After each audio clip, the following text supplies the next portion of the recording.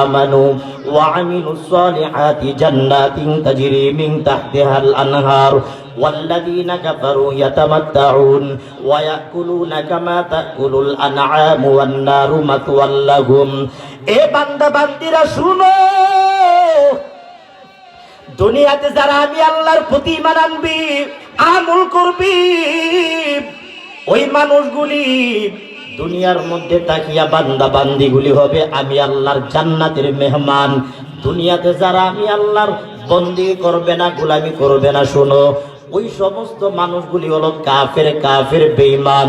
কাফের বেঈমানগুলি হলো চতুষ্পদ জানোয়ারের মতো, তাদের ঠিকানা হলো জাহান্নাম।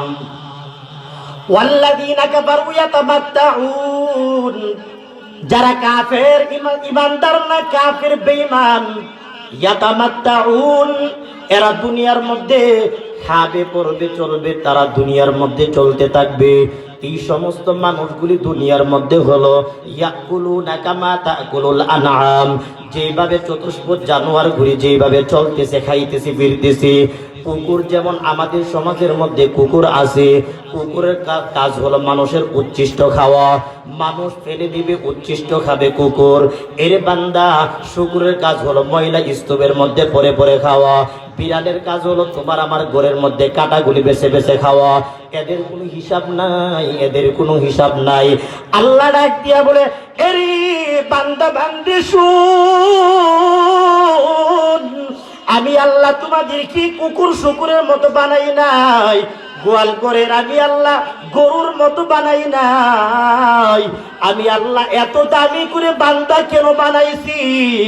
একমাত্র কারণ আমি আল্লাহর গোলামি জমিনের মধ্যে করবা। সুবহানাল্লাহ। আ'মাল से बनती है ये जन्नत भी जहन्नम, ये खाक फितरत में ना नारी है ना नूरी, इखलास की अमाल ये जन्नत की हमरा, परहेज के मकासद हैं जो तक़वा से हासिल मान, परहेज की मकासद हैं जो तक़वा से हासिल मान। একটা ঘটনা শোনাই আপনাদেরকে। বুখারী শরীফের 3637 নম্বর একটা হাদিস আছে। وعن انس رضي الله تعالى عنه قال كان رجل نصرانيا فاسلم وقرأ البقرة وآل عمران। আল্লাহর নবীর সাহাবী হযরত আনাস ইবনে মালিক বলেন রাসূলের জমানায় একজন খ্রিস্টান নবীজির দরবারে আসলো। আয়েশা নবীর হাতে মুসলমান হয়ে গেল। মুসলমান হওয়ার পর ওয়াকরা আল বাকরা ওয়া আলা ইমরান, এই খ্রিস্টান ব্যক্তিটা সে রাসূলের কাছে তাকিয়ে সে সূরা বাকরা মুখস্থ করে নিল। এই বান্দাটা রাসূলের দরবারের মধ্যে তাকিয়ে সূরা আলে ইমরান মুখস্থ করে নিল। দুইটা সূরা লম্বা লম্বা সূরা। এই সূরাতুল বাকারা প্রায় 2.5 পারার সমান, 1 পৃষ্ঠা কম 2.5 পারা। এ নবীর উম্মত এবং সূরা আলে ইমরান পড়ে নিল আল্লাহর বান্দাটা। এরপরে আবার রাসূল তাকে এত মহব্বত করলেন এই বান্দাটাকে মহব্বত করে নবী আমার এই ব্যক্তিকে একটা দায়িত্ব দিলেন, সে লেখালেখি করবে, ওহী নাজিল হবে, ওহী যেন সে লিপিবদ্ধ করে ওহী লেখে। এত দামি একটা সে তার একটা দায়িত্ব পেয়ে গেল। আল্লাহ পাকের নবী ওহী আসবে, এই খ্রিস্টান ব্যক্তিটা মুসলমান হওয়ার কারণে নবীজির দরবারে তাকিয়া এত পরিমাণ নবীর মহব্বত পেয়ে গেল, নবীজি তাকে লেখালেখির দায়িত্ব দিয়া দিলেন। এই বান্দাটা ওহী লেখে, কিন্তু তার এত মেধা এত বিচক্ষণ ছিল। মাঝে মাঝে নবী আমার বলতেন এই আল্লাহর বান্দা তুমি তোমার নিজের থেকেও কিছু কিছু তুমি লেখো, তোমার লেখাগুলো তোমার জ্ঞান গর্ব কত বড় চমৎকার। এই ব্যক্তিটার ভিতরে একটা অহংকার ঢুকে গেল। এবার দীর্ঘদিন পর আল্লাহর বান্দাটা ফাআদা নাসরানিয়া, হঠাৎ ব্যক্তিটা নাসারা হয়ে গেল, খ্রিস্টান হয়ে গেল। নাউজুবিল্লাহ, জুড়ে বলেন। খ্রিস্টান হওয়ার পরে আল্লাহ পাকের নবী বড় পেরেশান। এত মহাব্বত করলাম, এই বান্দাটাকে এত মহাব্বত করছি, কিন্তু আমার ডান বাজে বসায়া বসায়া তাকে আমি হাতে হাতে তাকে কত কিছু বললাম, সে লেখলো, কিন্তু নবী চিনে নাই, আল্লাহকে চিনে নাই। বান্দাটা নবীর হাতের মধ্যে তাকিয়াও পরিপূর্ণ ঈমান আনতে পারে নাই। এ মুসলমান ইমানদার গো, আল্লাহর বান্দাটা খ্রিস্টান হয়ে গেল। সুম্মা আমাতাহুল্লাহ, আল্লাহ তাআলা খ্রিস্টান অবস্থায় ওই বান্দাটাকে মরণ দিয়া দিল। মরণ, এই বান্দাটা যখন মরে যায়, ফাদাফানুহু, এই খ্রিস্টানরা তাদের রীতিনীতি অনুযায়ী এই বান্দাটাকে নিয়ে যখন গুরুস্থানের মধ্যে তাদের কবরের মধ্যে নিয়ে কবর দিল। কবর দেওয়ার পর সকালবেলা সবাই ফজরের নামাজের পর ওই খ্রিস্টানদের গুরুস্থানের কিনারার মধ্যে গিয়া দেখে ওই যে কবরের মধ্যে তাকে পূর্বের দিন তাকে রাখলো, পরের দিন সকালবেলা এই যে সে জমিনের উপর পড়ে আছে তার নিতর দেহটা। এবার খ্রিস্টানরা তারা বলতে লাগলো এর একটাই মাত্র কারণ, বলে এটা একমাত্র হলো নবী মুহাম্মদের কাজ। হাদা ফি'লু মুহাম্মাদিন ওয়া আসহাবি লাম্মা হারাদা মিনহুম নাবাশু আন সাহিবিনা। এইভাবে তারা বলতে লাগলো যে এটা হলো মুহাম্মদ নবীর কাজ এবং তার সাথী বর্গদের কাজ। কারণ হলো আমাদের এই খ্রিস্টান ব্যক্তি সে গিয়া নবীর দরবারে গিয়া ইসলাম ধর্ম গ্রহণ করছে।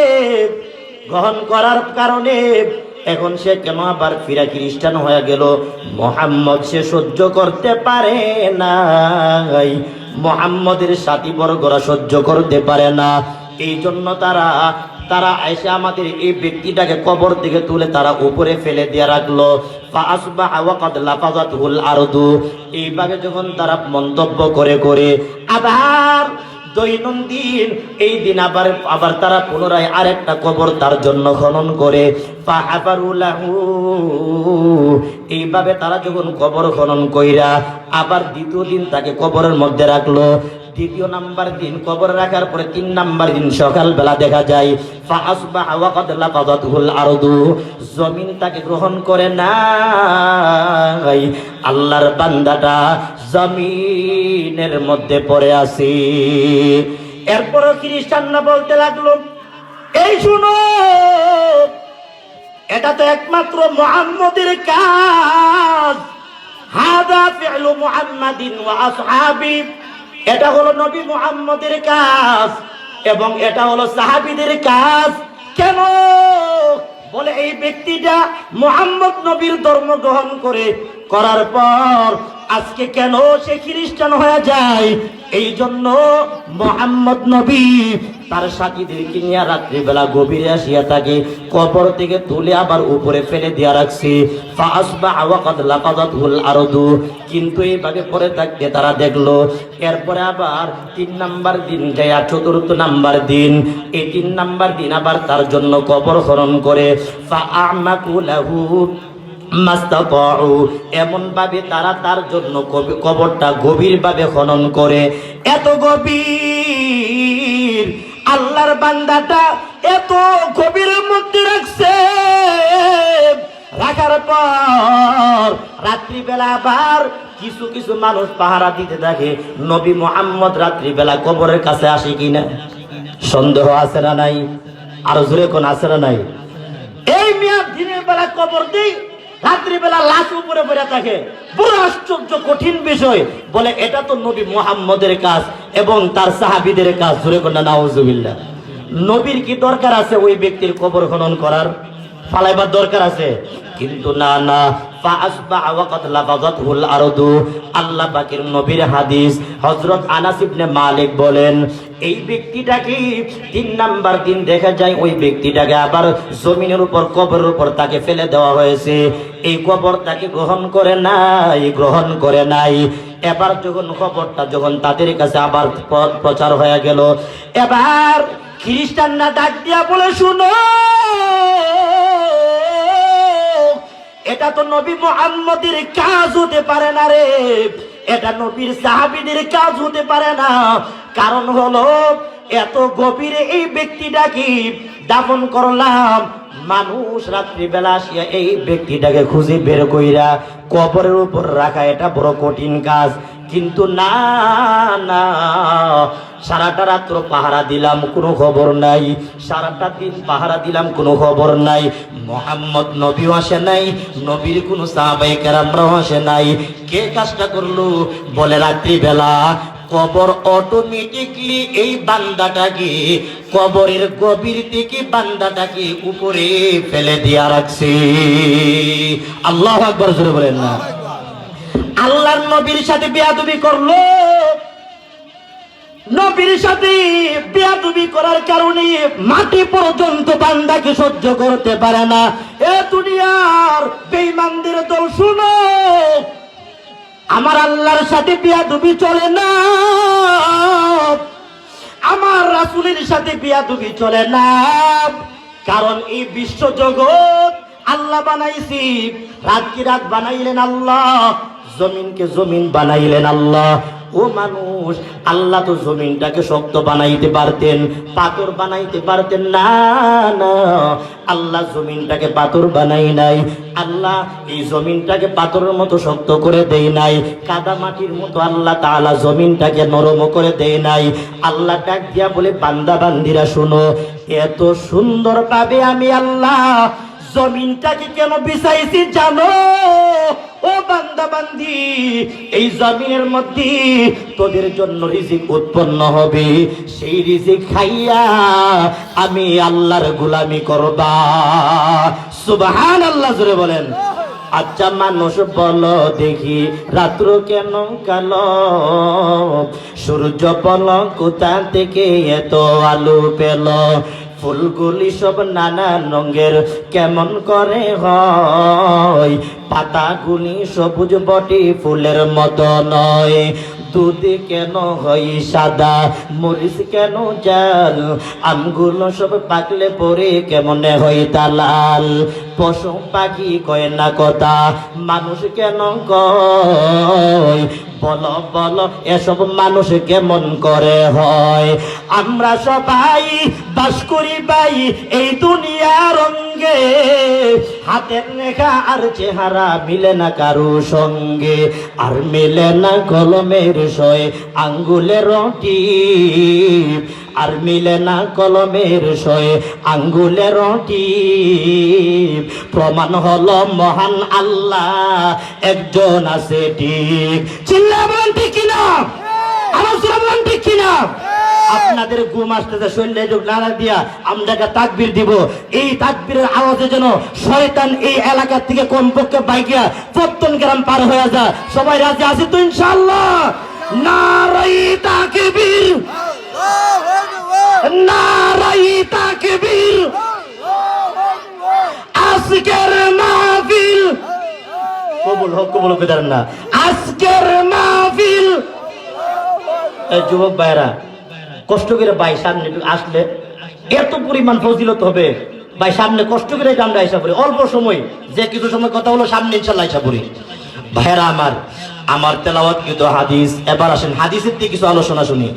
وعن أبي هريرة رضي الله تعالى عنه عن النبي صلى الله عليه وسلم قال إذا مات الإنسان انقطع عنه عمله إلا من ثلاثة، إلا من صدقة جارية أو علم ينتفع به أو ولد صالح يدعو له।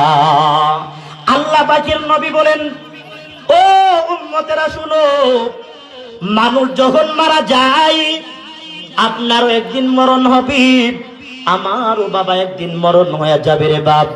এই এলাকার মধ্যে যারা আছে কেউ বাবা একদিন, কেউ কিন্তু থাকবে না। এই আল্লাহর বান্দারা আজ থেকে 100 বছর পর মানুষগুলির নাম নেবে। এই এলাকার মধ্যে যে প্রতিষ্ঠান আছে, কে বানাইলো, কে এটার উদ্যোগ নিয়েছিল, বলবে আবুল কালাম আজাদ শাইখে শ্রীপুরে। এই শ্রীপুরের মধ্যে একজন মহামানবের মতন একজন মনীষী ছিল, যেই মনীষীটা এই এলাকার মধ্যে কয়েকটা বাগান ফুটায়া দিল, এত দামি একটা ফুলের বাগান ফুটায়া দিল, বলে একদিক ফুটায়া দিল সে একটা আলিয়া এরকম ভাবে আপনার মহিলা মাদ্রাসা দাওরা পর্যন্ত, অপর দিক দিয়ে কেরাতুল কুরআন মাদ্রাসা ফুটায়া দিল। এই হাফেজে কুরআনরা তারা আপনার পাগড়ি নেবে। আজ থেকে 100 বছর পর এলাকার মধ্যে মাদ্রাসা থাকবে, কিন্তু আবুল কালাম আজাদ থাকবে না। ওরে আল্লাহর বান্দারা শুনো, ওই সময় মানুষগুলি ইতিহাস পড়ে পড়ে দেখবে, যেমন ভাবে আমার পাশে যিনি আছেন আল্লামা আশেক এলাহি, ওনাদের বাবারা ছিল আমাদের পূর্বেকার প্রবীণ মুরব্বীরা, যাদের নাম সারা বাংলাদেশের মানুষ জবে, আদমপুরের বড় হুজুর। এমন ভাবে আমাদের বর্তমান মুরব্বীদেরকেও আজ থেকে 50 বছর পর, 100 বছর পর তারা এরকম ভাবে মানুষগুলি স্মরণ করবে। যত ছাত্র ছাত্রী এই মাদ্রাসার মধ্যে হাফেজ হবে, আলেম হবে, হাফেজা হবে, আলেমা হবে, আল্লাহর কসম, আল্লাহর কসম করে বলে যায়, মানুষ থাকবে না, মানুষ থাকবে না। এই বাগান থাকবে, বাগান থাকবে, এই বাগানের ফুলগুলি কিয়ামত পর্যন্ত ফুটতে থাকবে। চিল্লায় বলেন ঠিক কিনা?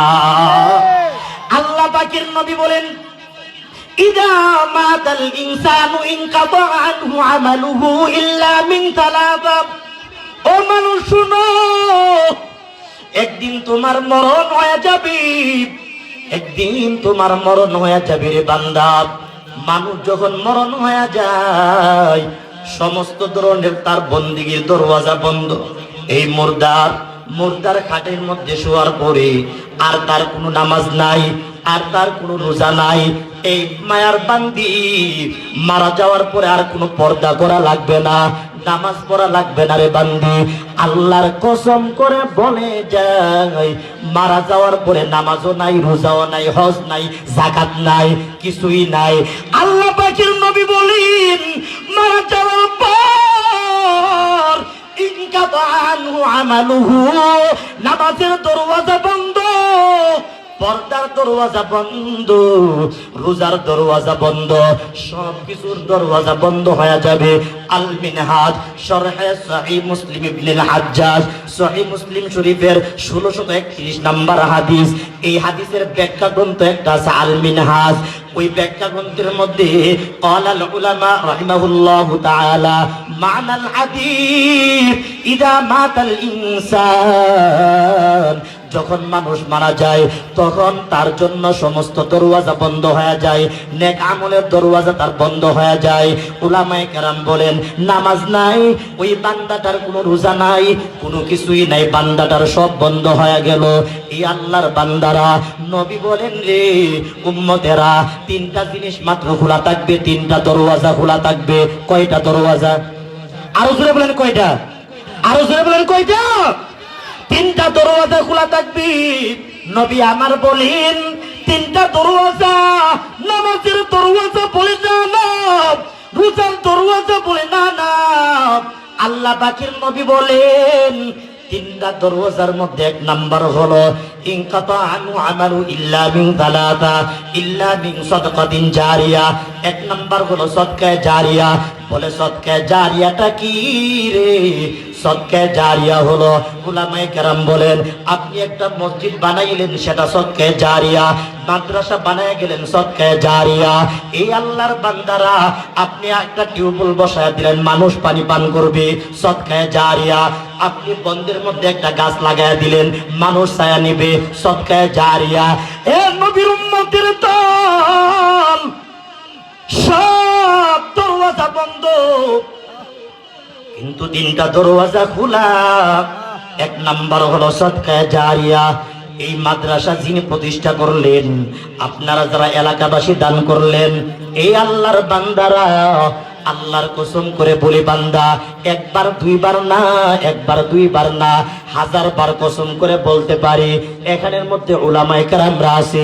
আল্লাহ পাকের কসম, আপনি মারা যাওয়ার পর আপনার বাড়ির কোন ধরনের নেকের দরওয়াজা খোলা নাই, আপনার বিল্ডিং এর কোনো নেকের দরওয়াজা খোলা নাই, আপনার জন্য একটা দরওয়াজা খোলা আছে। সেই দরওয়াজাটা হলো এই মাদ্রাসা থেকে যত ছাত্র প্রত্যেক দিন কোরআন পড়বে, প্রত্যেক দিন আলহামদুলিল্লাহ পড়বে, প্রত্যেক দিন সূরা আসর তেলাওয়াত করবে। এরে আল্লাহর বান্দা বান্দিরা শুনো, এরে বান্দা বান্দি বানায়া বলি না রে বান্দা, আল্লাহ পাকের কসম করে বলি, সন্তানগুলির দরওয়াজা বন্ধ। এরে বান্দা বান্দি, লক্ষ লক্ষ কোটি কোটি টাকার বিল্ডিং এর দরওয়াজা বন্ধ, কিন্তু আপনার কবরের মধ্যে সিরপুর কেরাতুল কোরআন কারিমিয়া মাদ্রাসার দরওয়াজাটা খোলা থাকবে। সুবহানাল্লাহ, জোরে বলেন। এই মহিলা মাদ্রাসার দরওয়াজাটা খোলা থাকবে প্রত্যেকটা দিন। আল্লাহ পাকের মায়ার বান্দা বান্দিরা, উলামায়ে কেরামরা দিন দিন ওয়াবিহি ক্বালা হাদ্দাতানা, ওয়াবিহি ক্বালা হাদ্দাতানা, ওয়াবিহি ক্বালা হাদ্দাতানা, এইভাবে ক্বালা রাসূলুল্লাহ সাল্লাল্লাহু আলাইহি ওয়াসাল্লাম হাদিস পড়তে থাকে। এই বান্দা বান্দিরা যারা এই মাদ্রাসার মধ্যে দান করলো, একটা ইট দিয়া সহযোগিতা করলো, এক বস্তা সিমেন্ট দিয়া সহযোগিতা করলো, এই মাদ্রাসার মধ্যে যারা এরকম ভাবে বিভিন্ন ভাবে তারা দান খায়রাতে শরীক থাকলো, যতদিন পর্যন্ত মাদ্রাসা বাকি থাকবে ততদিন পর্যন্ত আপনার কবরের মধ্যে সওয়াব ঢুকতে থাকবে। সুবহানাল্লাহ, জোরে বলেন, আরো জোরে বলেন সুবহানাল্লাহ। মিয়া আপনি